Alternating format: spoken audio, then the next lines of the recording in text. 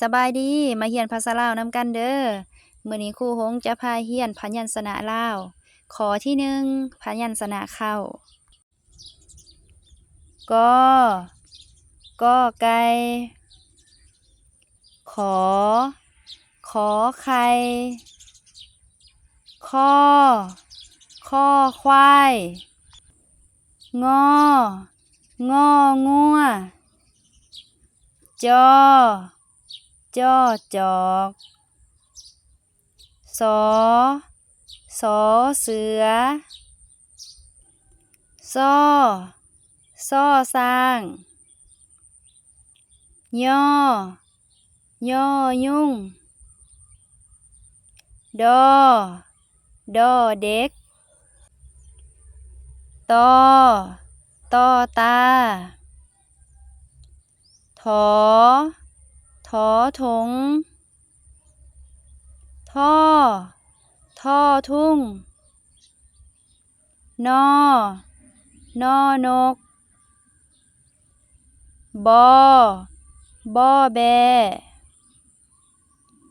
ปอปลาผอผึ่งฝอฝนพ่อผู้ฟอไฟมอแมวยอยารอระฆังลอลิงววีหอหานอโอฮอเฮือนสำหรับพยัญชนะเข้าลาวรวมมี27ตัวดังนี้